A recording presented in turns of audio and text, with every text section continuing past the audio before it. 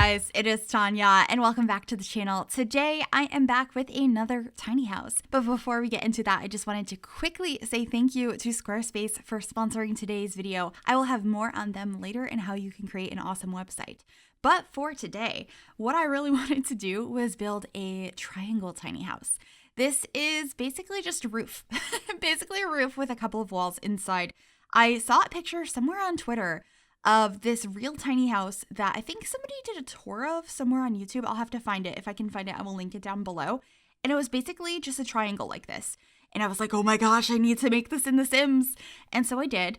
And it's based off the exterior of this build. And I just kind of made up the inside. But I was very excited about this because as you might know, maybe, possibly, I really like building tiny houses. So I thought it would be a fun challenge to do one basically entirely made out of a roof and make it as functional as I possibly could. And it is fully functional.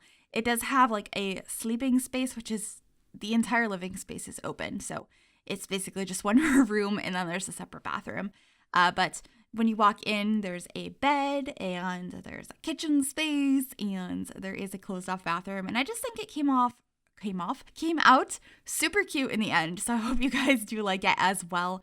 And if you do, it will be available for download. You can find all of that info in the description down below, but I will say it as well, which is you can find it under my origin ID, which is Gryphi, Gryphi, and I also put the hashtag MissGryphi in the description of all of my builds as well.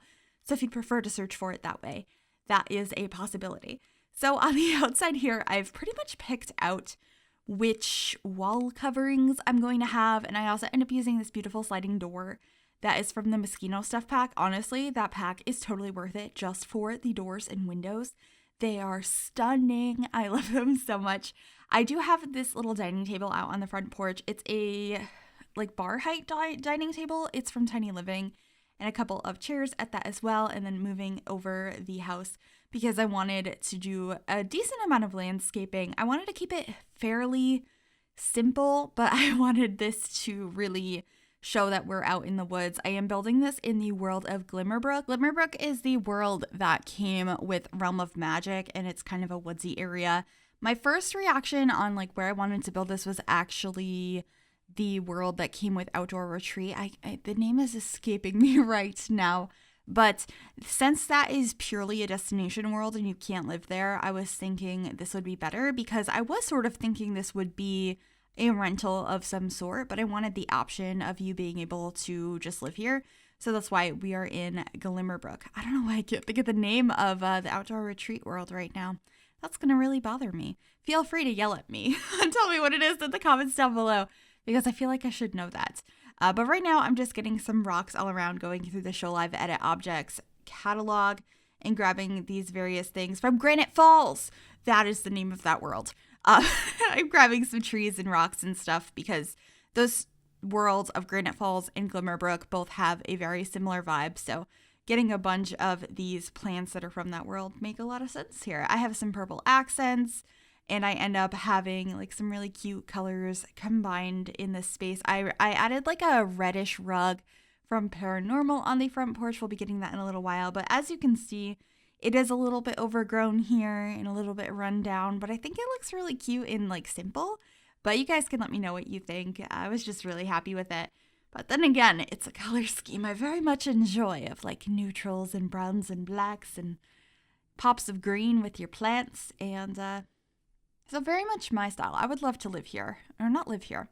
I don't think I could live in a tiny house. I get that question a lot. I couldn't do it, but I would love to stay in one. So like if this was a real place, well, I mean, it's kind of based off of a real place, but if this specific one that I built was a real place and I could rent it and stay there, I'd do it.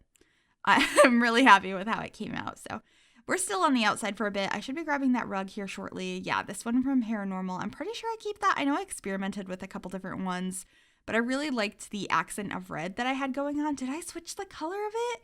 Please tell me I put it back. I don't remember if I did, but I do have a red plant on the table, which is quite cute, and then we're getting some planters out here as well. I grabbed one of these originally because it was the red swatch and I was filtering by red, but I really liked this particular color. I think it blends nicely with the wood tones I'm using here and just adds a little bit more greenery to the space. I also made sure to add a barbecue outside so you can sit and hang out and relax in the wilderness, and I think it's just super cute.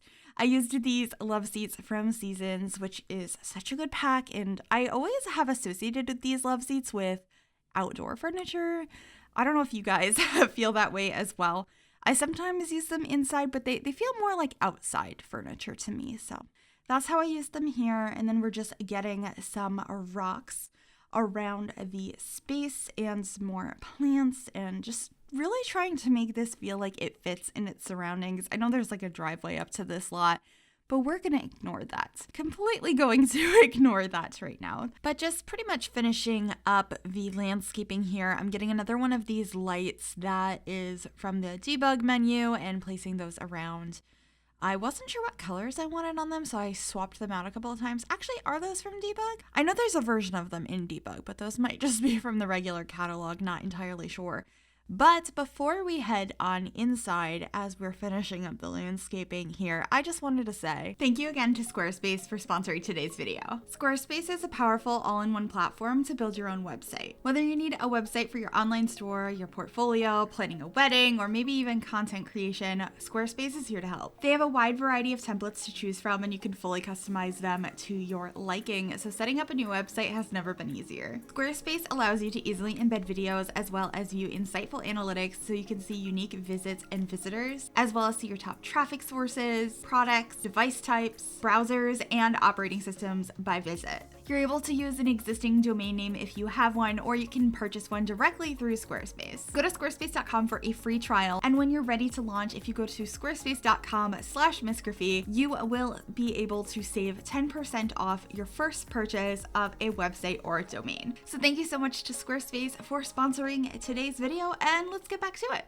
So heading on to the inside of the build now, I'm building the only interior walls, which is just making it so your Sims have a private space to go ahead and use the bathroom. It's a 3x1 room, very small but fully accessible. This whole build has been play tested, so your Sims will be able to access everything. And a lot of the building here I do with the walls down or zoomed in very close, because since you are in a roof, it's a little bit difficult to build in here, but you can see we're working on the kitchen space now. It's just 4 tiles across. I am using these countertops from Jungle Adventure, which are some of my favorites, and that stove from Snowy Escape is my favorite stove now. I just it's so simple. I love it.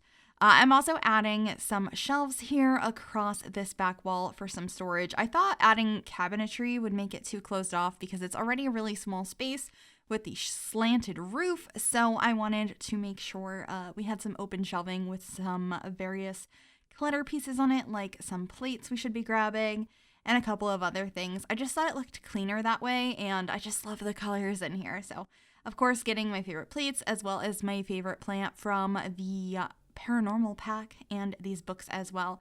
I think that's the majority of what we put for clutter in the kitchen, other than this little wall hanging here. I might get some cutting boards too, because I did.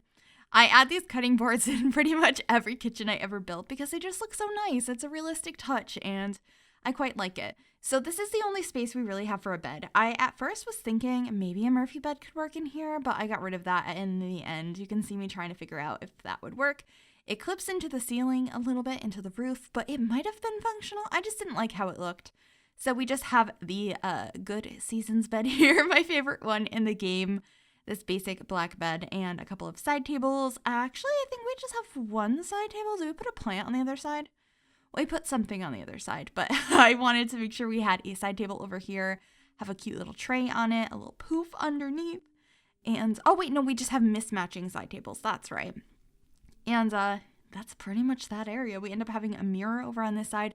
Pretty sure I grabbed the Jungle Adventure one because it's just so pretty, and I thought a leaning mirror over here really opened up the space because it is so small.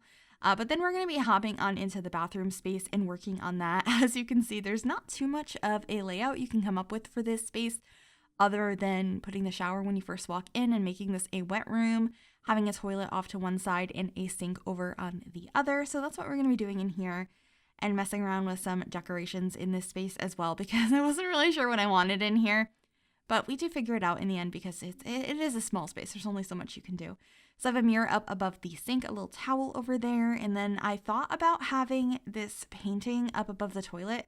I get rid of that in the end, but it ends up being near the bed instead, so we did keep that painting. I thought it was perfect for the colors in here, but I end up adding this wall-mounted flower above the toilet instead. I thought it added a little bit of life into the bathroom, quite literally, because it's a plant, but over here, we're going to be adding the TV unit that came with Tiny Living. I just felt like that fit perfectly in this space.